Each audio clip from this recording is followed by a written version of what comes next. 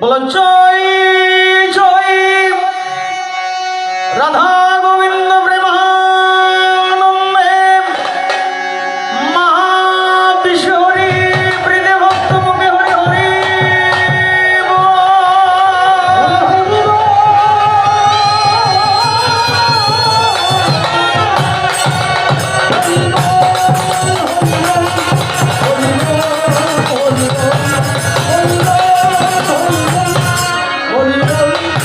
হরি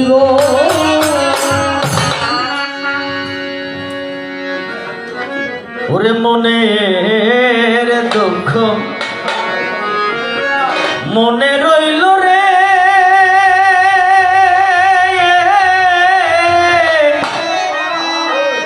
আরে ও রে দুঃখ সহন না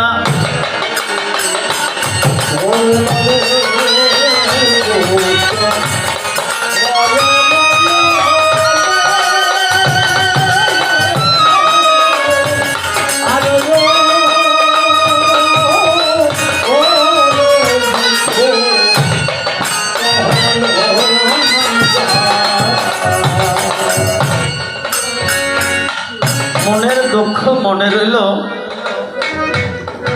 দুঃখ সহরণা যায় ওরে সুজন প্রেমিক না হইলে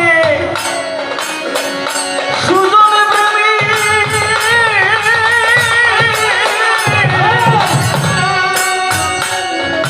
ভবে সুজন প্রেমিক না হইলে প্রেমে করানো না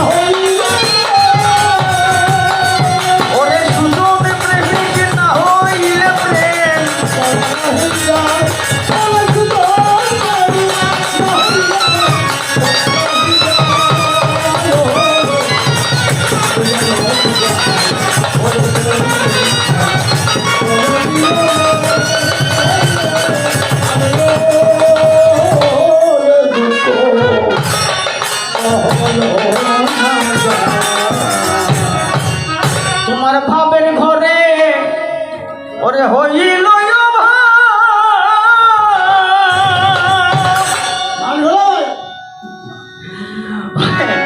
আজ কেমনে শিখে তোমার মনে কেমন সেই সভা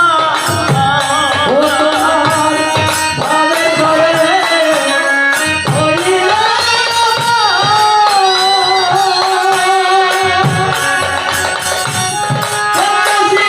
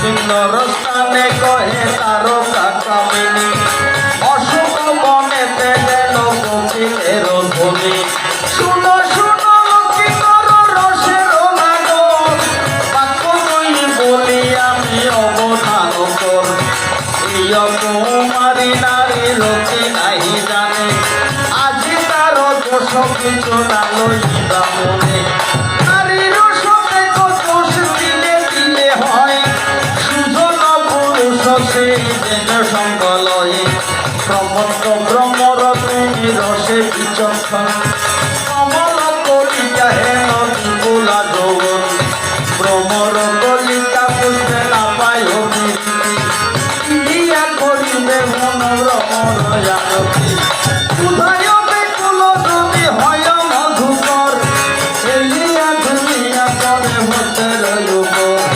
সামবাগে লক্ষ্মীর কাতর হইয়া বিভুলার দুঃসবন চাহে গোটাইয়া হরষিত লক্ষ্মীর কামে মুক্ত হয়ে ফসাইয়া ফেলে তার গানে রই এবার অবিনারায়ণ রে ভাবি বন্দি গো বয়ার একতলা চারি মনে মনের মায়া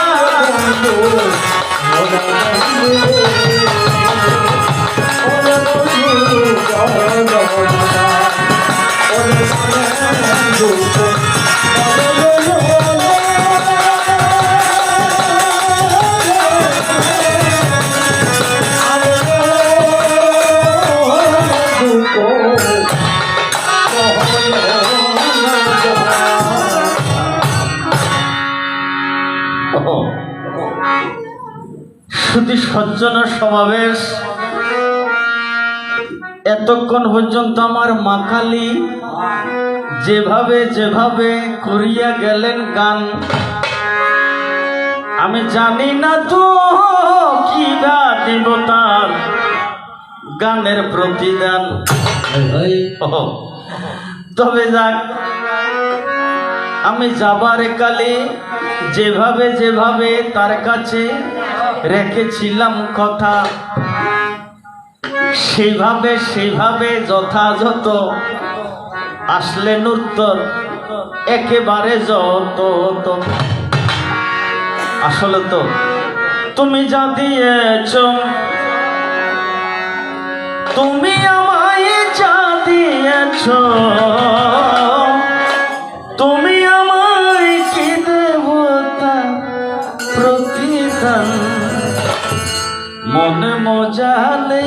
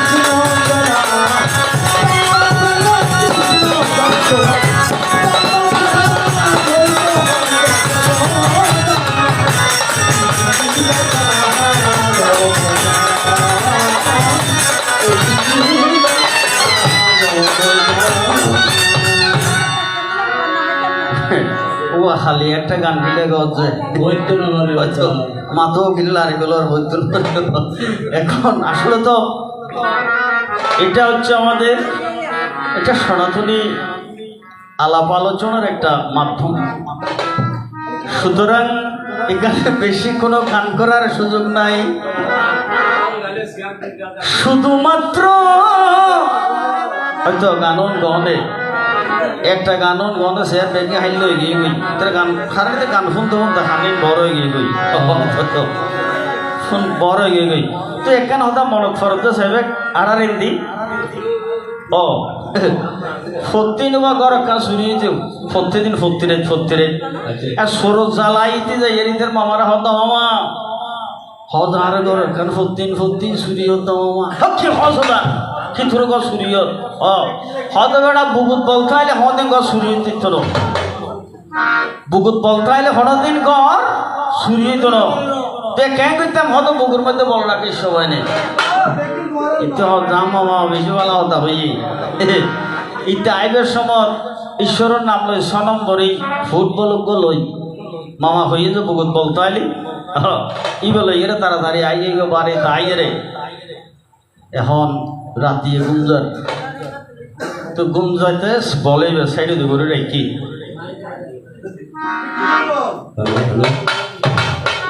আমি মোটর সহ্য করি না পারি বলিবে সাইডে করে রাখি গুমজার গোরহারের সাজে এদিন শুনলাম এই হাউজে মামা হয়ে যাবা না হয়েছে তারপর দিনে নয় 3 দিন পরে সাজে সরাইছিয়া তাতে ঘুমাইছি ননিয়াম্মা চেতন তো ননিয়াম্মা হাজিয়া কি হয়েছি সরাইছি কিন্তু কি এটাই কেউ হইতে শীতই ফুটিয়ে বলেবে বগুল দো এম করে শীতেরই ও মামা হয়ে যে বগুল মধ্যে বলতে হইলে সরাইয়ে কিছু করতে তো তুই যে সরাইয়ে ঘর ঢুকিয়ে রে এখন গরু সহ ব্যাগে লেগে যার বই এটা হতে কি হয়েছে হতে ইয়া আর বেশি নলাইব বেশি লাগলে বহুত তো বল ফরি গেলে সরাইয়ে শুরু করি গেলে হতে তারা যাইতে মধ্যে হতে নলাইব বহুত তো বলে বল ফরি গেলে কই ও মামা হইয়ে যে এবে খুব পেরে বুঝাইও মাই কেঙ্গরি ইতি গরুর গাড়ির সাক্ষা লো যাই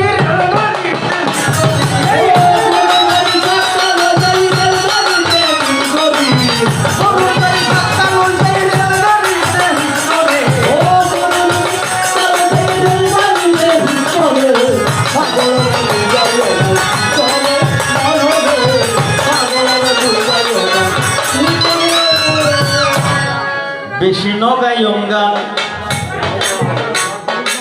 ইয়া নয় বেশি গানের স্থান কথাবার্তায় বলাইম প্রাণ শাস্ত্রই আলোচনা করে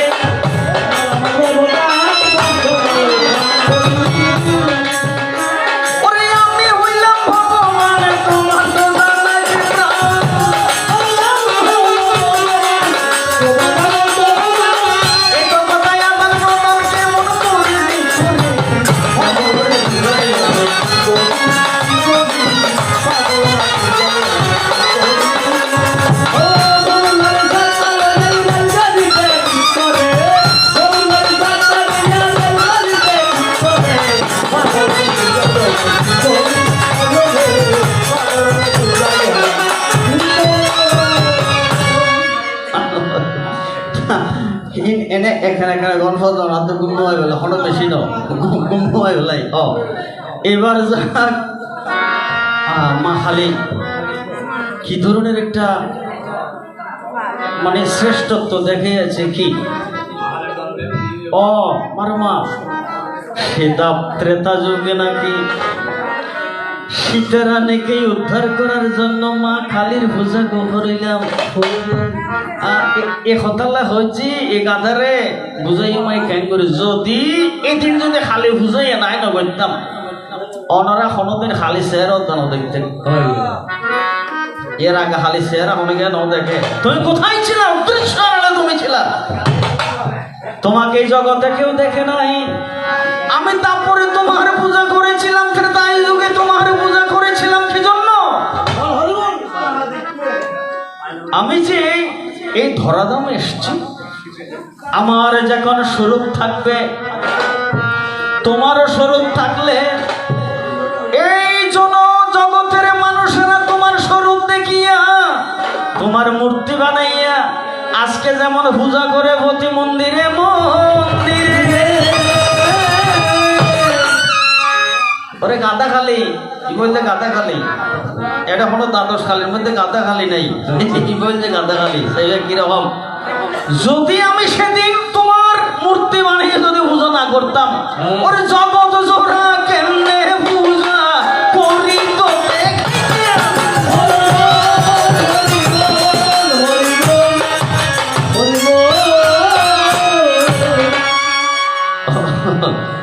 কেন করে বুঝাইতাম ধন্যবাদ।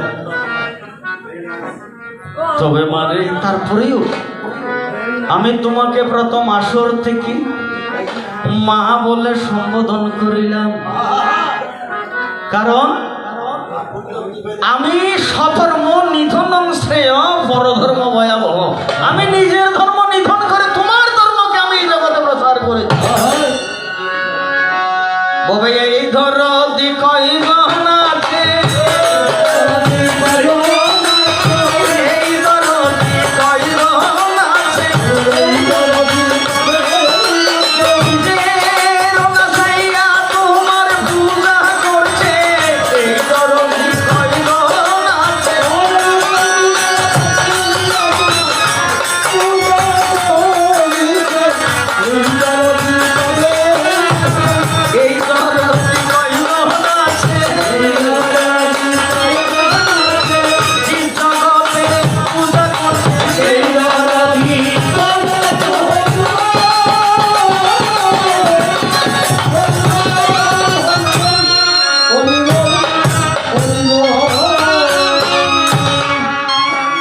জিনিসগুলো তোমার স্বীকার করতে হবে।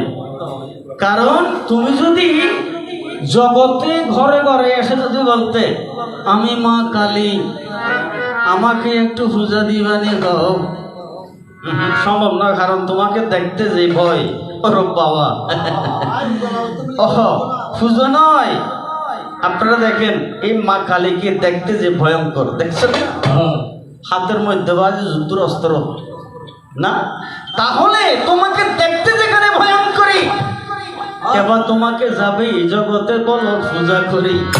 তাই তোমার এই ভয়ঙ্করীকে আমি অভয়ঙ্করী বানাইয়া, তোমার ভয়কে আমি অভয় দিয়া এই জগতের মধ্যে তোমার পূজার করলাম প্রচলন। ওরে আমি করিলাম বলে সবাই করে,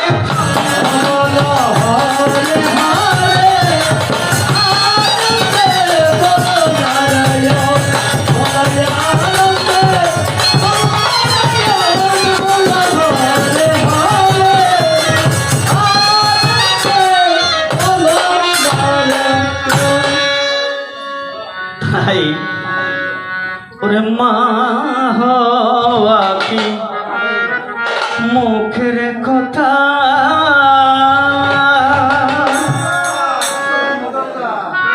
মা হওয়া কি মুখের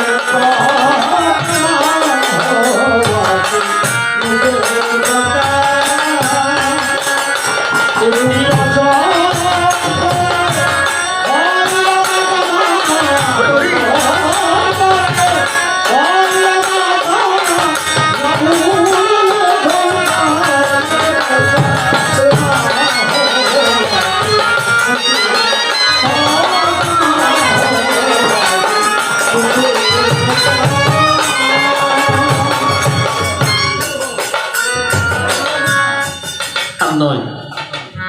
মা হতে গেলে তোমার মতো নয়, আমার এখানে যত মা আছে, এই মা হতে গেলে দেখো কত মায়ের প্রাণ পর্যন্ত বিসর্জন দিয়েছে।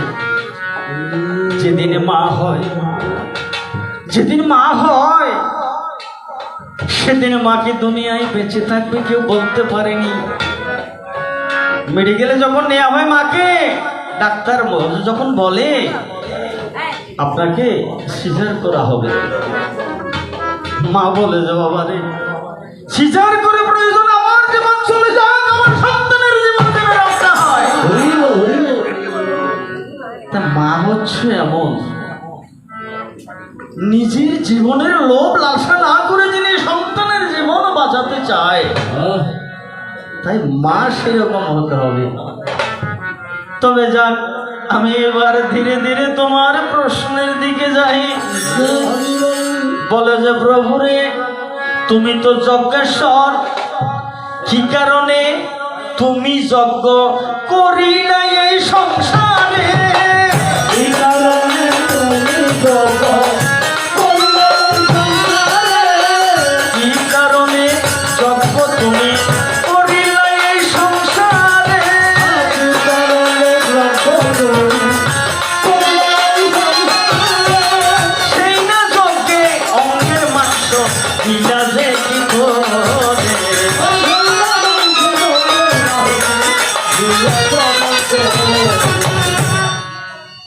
ভগবান শ্রীকৃষ্ণ এক দিবসে একটা যজ্ঞের করলো আয়োজন। সেই যজ্ঞেতে ভগবান শ্রীকৃষ্ণের অঙ্গ থেকে মাংস নাকি আহুতি দিল সেদিনের মতন। তাই আমি সেই দিকে ধীরে ধীরে আস্তে আস্তে পদার্পণ করিবারে চাই। আপনারা যারা আছেন, আপনারা যদি আসলে কথাগুলো না শুনেন তাহলে আমরা কাদেরকে বলবো? এই জিনিসগুলো আমাদের আসলে বুঝতে হবে। আপনারা জানেন, তারপরেও আমরা যখন এসছি হয়তো দু একটা কথা বলতে হচ্ছে, কারণ আপনারা হয়তো দেখেছেন, যারা আমরা যখন ভারতে এই এই এই অনুষ্ঠানগুলো নিয়ে, এগুলোকে ওখানে কবিগান বলা হয়, ওখানে যারা দর্শক আসে তারা আসার সময় একটা ধুতি পরে, একটা পাঞ্জাবি পরে, একটা গায়ে চাদর দিয়ে থাকে। আপনারা আনেন নাই সেটা বলতেছি না, আমি জিজ্ঞাসা করলাম, বাবা আপনি একটা কবি গান আসছেন, এটা কেন আসছেন? এটা বই বসনটা কেন পরিধান করে আসছেন? বাউরে, আজকে আমি অনেক দিন পরে আমার ভগবানের কথা শুনব, আমার মা রাধা রানীর কথায় আমি আস্বাদন করিব, আমার স্বর্গের 33 কোটি দেব দেবতার কথায় আস্বাদন করিব, আমার সনাতনের যত সাধক আছে তাদের কথায় আমি আজকে আস্বাদন করিব। যদি আমার দেহ মন পোশাক তিনটা জিনিস যদি পরিষ্কার না থাকে, এমন করে কৃষ্ণ কথা অন্তরে ঢুকে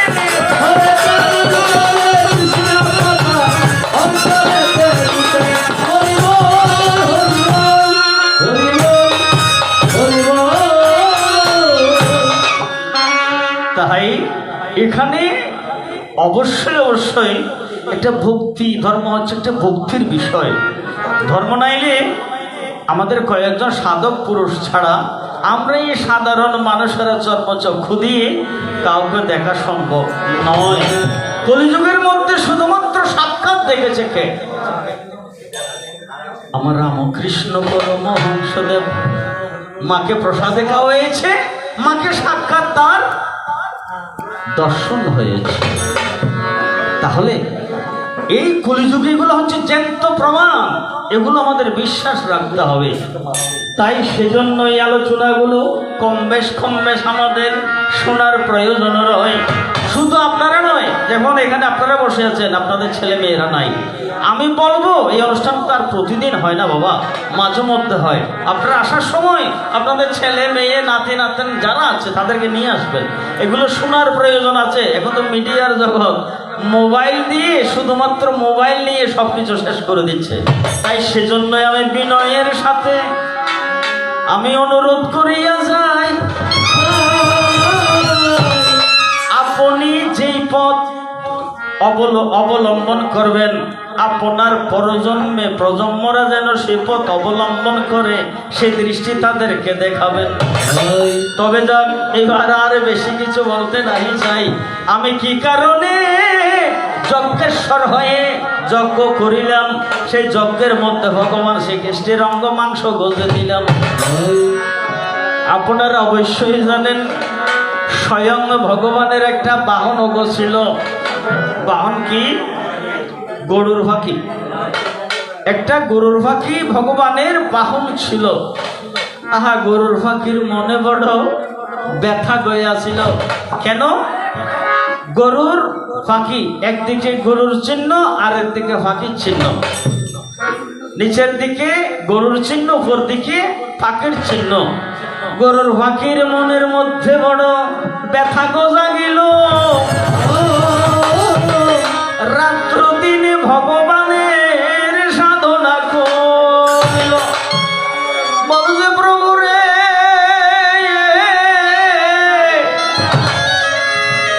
আমার একজন সহোদর ছিল, তার নামে ছিল অরুণ গো ভাই। গরুর পক্ষীর একটা ভাই ছিল, তার নাম ছিল অরুণ।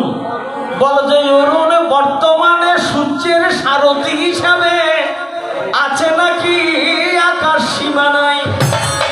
প্রভুরে, আমার মনে বড় সাধু লেগেছে, আমি কিভাবে তবে দর্শন ভাই, যতদিন দর্শন নাই পাবো অতদিন আমি ঊর্ধ্বপদে হেডমুন্ডে বিনা হারে আমি তাকিব যে। এইভাবে যদি আমার প্রাণে বায়ু চলিয়া যায়, প্রভুরে আমার এই মরণের ভাগে হবেন আপনার কাছে, এই আমার প্রার্থনা যায়।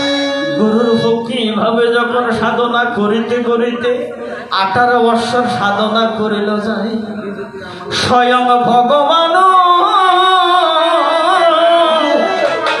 নিজে আসিয়া গরুর পক্ষীর সম্মুখে দাঁড়ায়।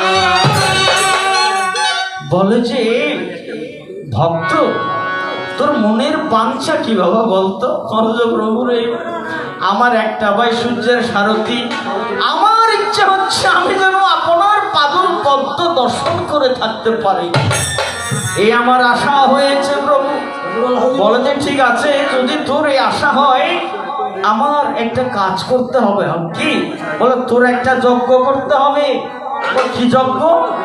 বলে যে হ্যাঁ, সেই যজ্ঞ থেকে যে আশীর্বাদ উঠবে ওই আশীর্বাদ তোকে আমি আস্বাদন করাবো, ওই আশীর্বাদ দিয়ে তুই চিরজীবন অমরত্ব লাভ করতে পারবি আর আমার বাহন হয়ে থাকতে পারবি। গরুর পক্ষী তখন কি কর্ম করিল? যজ্ঞের আয়োজন করিয়া, যজ্ঞের বেদি বানাইয়া, যজ্ঞের কুণ্ড করিয়া। এখন এগুলো করে কারা? যারা ব্রহ্মচারী সাধুরা আছে। আমাদের এখানে অনেক সাধু আছে, কিন্তু যারা ব্রহ্মচারী সাধু এরা বর্তমানেও কি করে? এই হোম যজ্ঞগুলো করে। অগ্নিকুণ্ড জ্বালাইবে, স্বয়ং ভগবানকে বলে, ভগবান আমার আর কেহ নাই ভবে, আমি সাধু সুজন ব্রহ্মচারী, কাউকে আমি চিনি না, তো তোমায় বলিনি হার। এইভাবে যখন ভগবানকে বলিতে লাগিল, দেখেন ভগবান কেমন, ভবে সে হরি কেমন ভবে নাম শুনে এত প্রেম জাগে, চোখে আনে এত সে হরি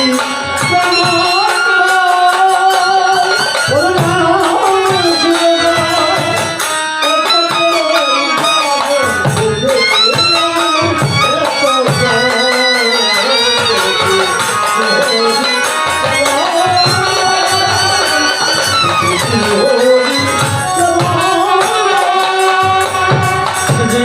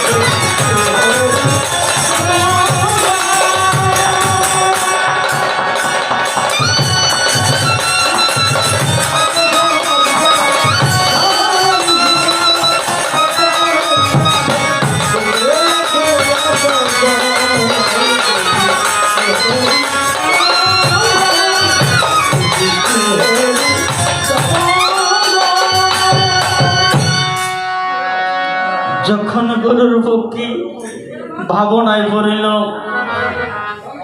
স্বয়ং ভগবান শ্রীকৃষ্ণকে দুহাত তুলিয়া ডাকিতে লাগিলেন, কৃষ্ণ করুণা সিন্ধু দীনবন্ধু জগৎপতি গোপেশ গোপিকা কান্ত রাধা কান্ত নমস্তে। প্রভু রে, আমি তোমার নামে যজ্ঞের আয়োজন করিলাম, এসো এসো প্রাণে গোবিন্দ, এই যজ্ঞের পুরোহিত তো আপনার করা লাগিবে, আমার পুরোহিত করার মতো আর অন্য কেহ।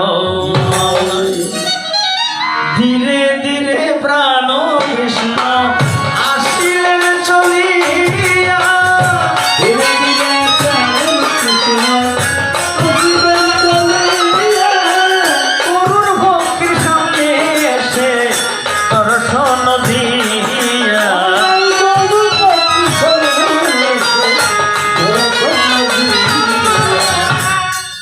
গরুর ভক্তির সামনে আসিয়া দেখে যজ্ঞকুণ্ডের আগুন জ্বলিতে লাগিল। এখন আগুন বলে, এই গরুর ভক্তি, তুই আমাকে এখানে হোম না দিলে আমাকে জ্বালালি কেন?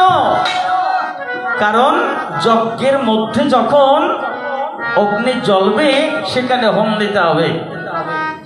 এখন গরুর ভক্তি দেখে হোম দেওয়ার মতো কোনো ব্যবস্থা নাই, কারণ এতে কিচ্ছু জানে না। একে যজ্ঞ করতে বলছে, যজ্ঞের আগুন ধরাতে বলছে, সে ধরাই দিয়েছে, কিন্তু আগুন বলে, যজ্ঞ কুণ্ড বলে, আমাকে কিবা দিবি দে নইলে শেষ করিয়াছে, কিবা দিবি দে নইলে শেষ করিয়াছে,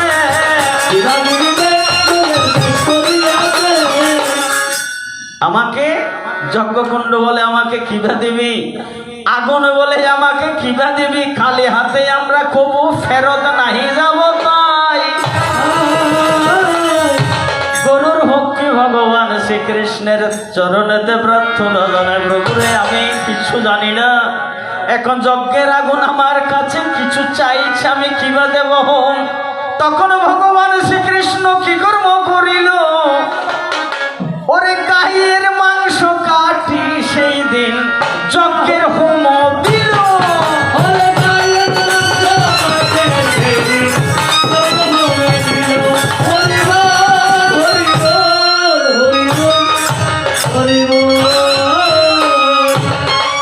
এই গাইয়ের মাংস যখন অগ্নিকুণ্ডে হোম দেওয়া যায়, সেখান থেকে প্রস্ফুটিত একটা পুষ্পের জন্ম হলো। সেই পুষ্প সেদিন গরুর ভক্তিকে ভগবান শ্রীকৃষ্ণ দিল রে খাওয়াই, বলবে আজকে তোমাকে আমি বর দিয়ে যাই। কি বর?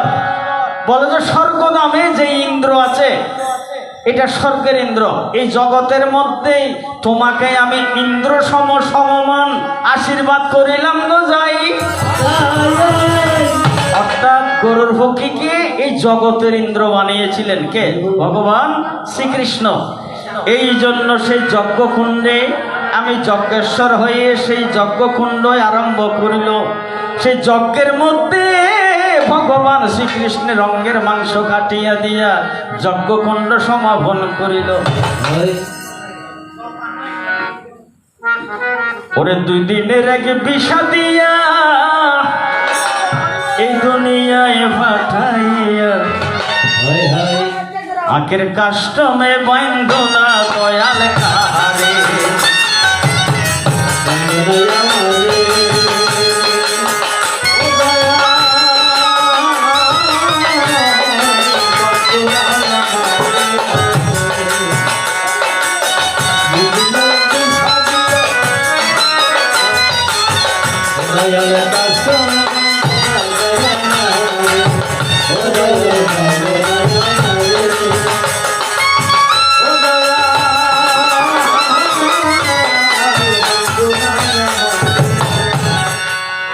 এবার আমার মহামায়ার 2 নম্বর প্রশ্নের দিকে যাই।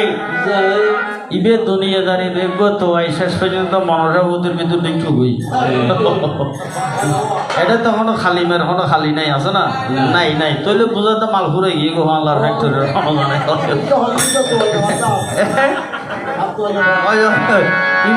দুনিয়া অনেক কিছু তোমার ভাই শেষ পর্যন্ত মনসাবতীর একটু বুঝা সমস্যা নাই এমন তো ছিলাম না কোনদিন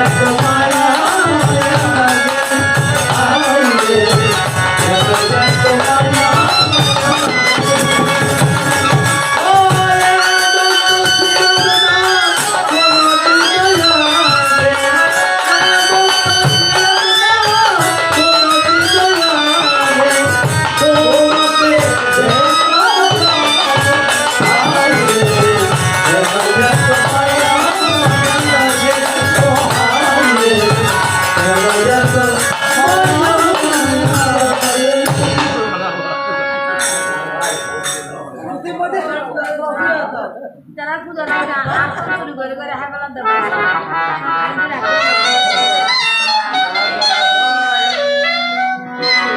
আসলে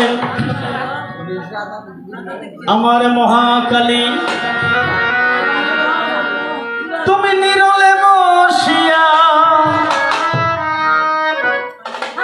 শুনো মন দিয়া আমি ভগবান শ্রীকৃষ্ণের কথা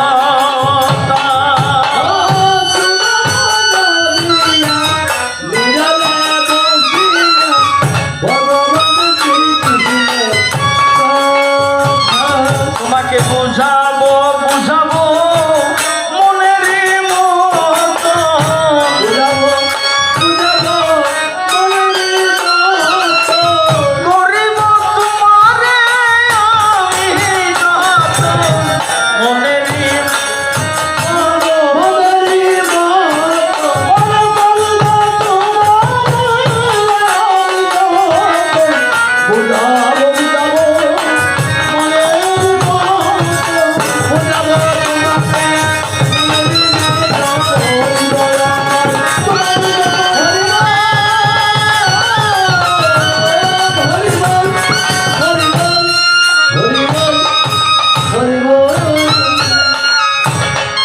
এখানে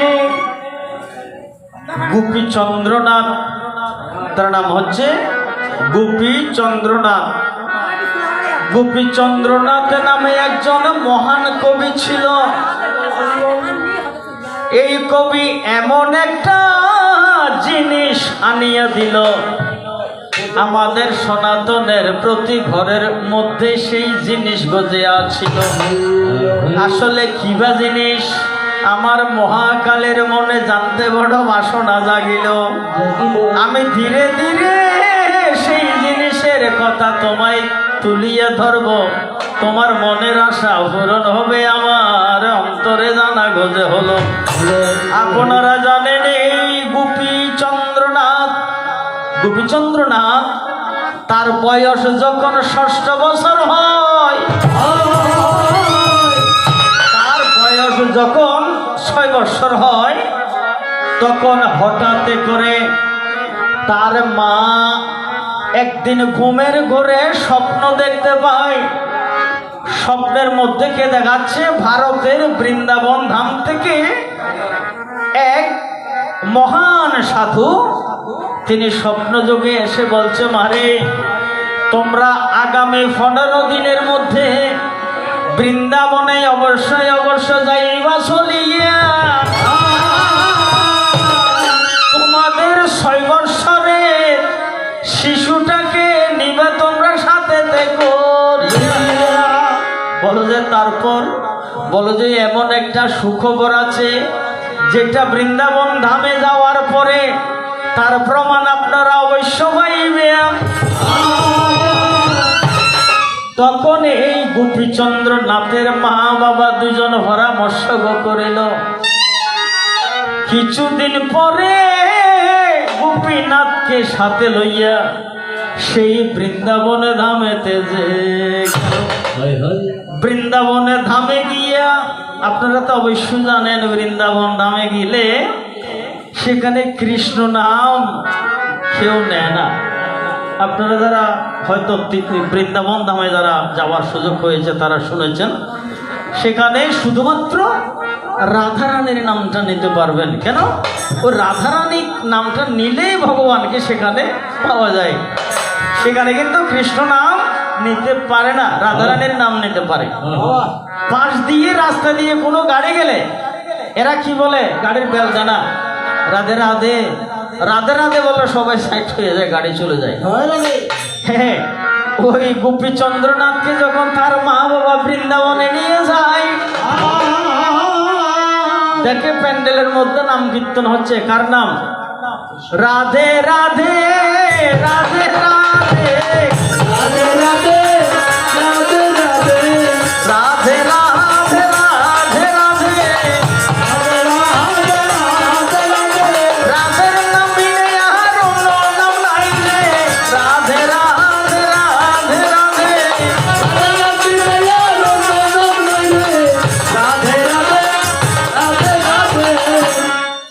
গোপীচন্দ্রনাথকে তার মা বাবা দুজন পাশে নিয়ে দাঁড়িয়েছে। অনেক দূরে প্যান্ডেলের মধ্যে নাম হচ্ছে, তারা ওইদিকে চেয়ে আছে গোপীচন্দ্র কোন বিচক্ষণ সেখানে ঢুকে গিয়েছে।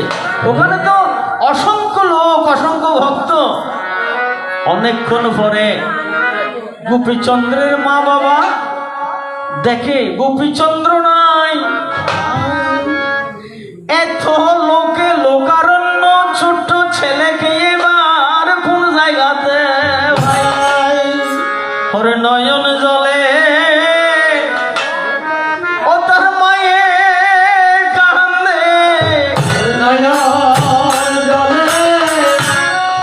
মায়ে কান্দে, নয়ন জলে তার মায়ে কান্দে।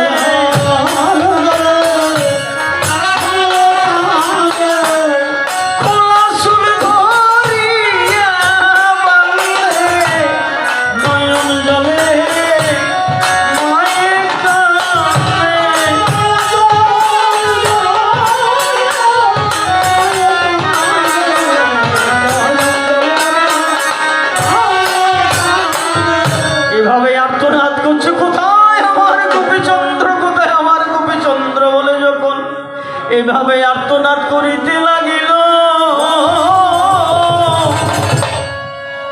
ধীরে ধীরে সেই যেখানে রাধা নাম হচ্ছে সেখানে গিয়ে এক পলক দেখিতে লাগিল।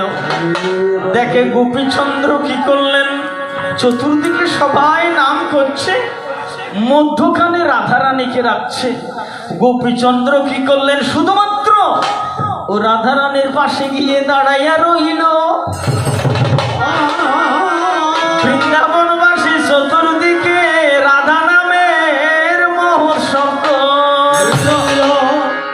সবাই রাধার পাশে কেউ নেই, রাধার চতুর্দিকে সবাই ঘুরে ঘুরে কীর্তন করছে রাধা নামের।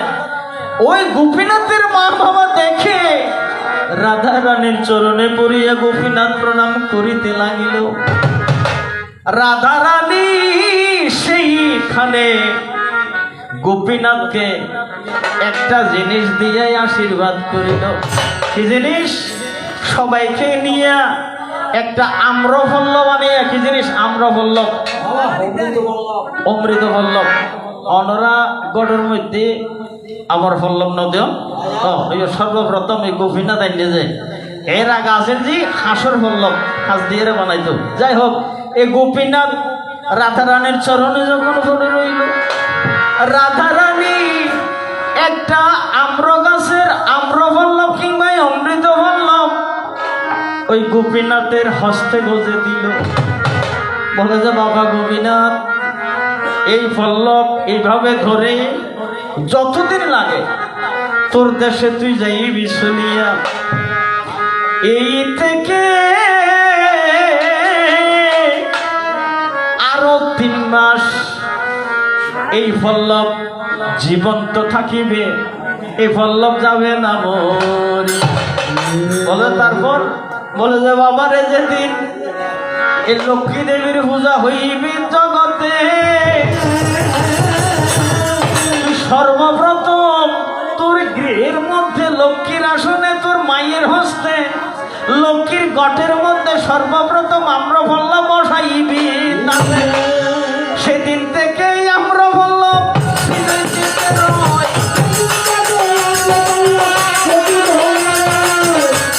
অর্থাৎ আগে দিত কাশের পল্লব, এখন দে আম্রপল্লব।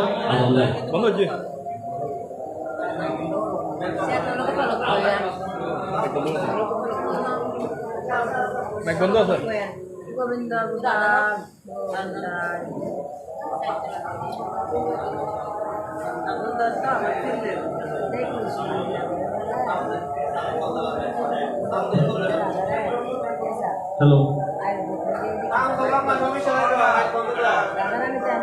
আচ্ছা যাক, তাহলে এটা এই জিনিসটা একটু মায়েদের খুবই গুরুত্বপূর্ণ জিনিস।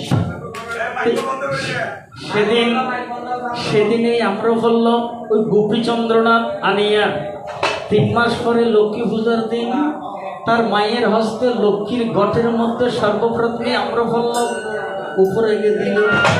সেদিন থেকে এই বাংলা জগতে যত বাংলাভাষী আছে, বাংলাভাষীর কাছে আমরা বললামের সেই ঘটনা সেদিন ঘটনা হল। সেদিন থেকে আমরা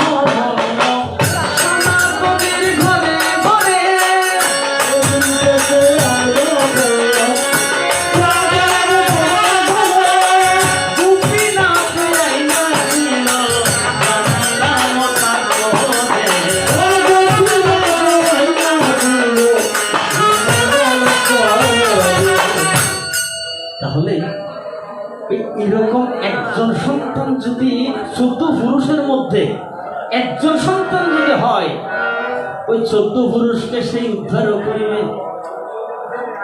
একজন সন্তান যদি হয় 14 পুরুষকে উদ্ধার করতে পারবে। আর যদি কুসন্তান হয়, অসন্তান হয়, 14 পুরুষকে জলাঞ্জলি দিয়ে রসাতলে দিয়ে দিবে। তাই সেজন্য বলবো, আমার জড়কার মনের মতো যদি একজন সন্তান হবে হয়, তার 14 পুরুষ উদ্ধার করবে, যে কথাই অতি বোঝে। তাই এই জন্য আমার সনাতনে বলে, ওরে একজন কৃষ্ণ ভক্ত মায়ের কোলে জন্ম দিয়ে প্রভু আর কিছু নাই। একজন কৃষ্ণ ভক্ত মায়ের গর্ভে যদি একটা সন্তানের জন্ম হয়, জন্ম হওয়ার সাথে সাথে মায়ে আর কিছু না বলে পরে কৃষ্ণ বলিয়া যখন মুখে উচ্চারণ করিবে, ওরে কৃষ্ণ নাম শুনিয়া সন্তান কৃষ্ণ প্রেমিক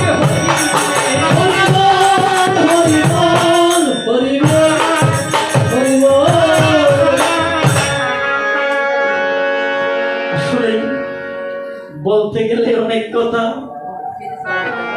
বাহ্যিক কথা না বলে চেষ্টা করবো সংক্ষেপে আমাদের এই কথাগুলো, মূল কথাগুলো আমাদের অবশ্যই 80 টাকা হবে। আমি এবার এটা জানতে আমরা মাওর ভূমিকা বেশি আছেন পার্সেন্টেজে মাওর মধ্যে বেশি আছেন আইবে আর পারা নিয়ে আমরা সামনে দিয়ে ও ও তারপরে মানে আচ্ছা না তুই ছোট কথা আইতে পারবো না ইয়া হচ্ছে ও ছোট কথা গেলে হচ্ছে ওই তো আয়া যাও ছোট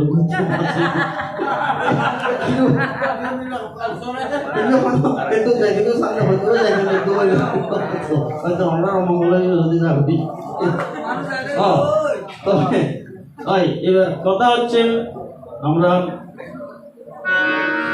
যাবার কালে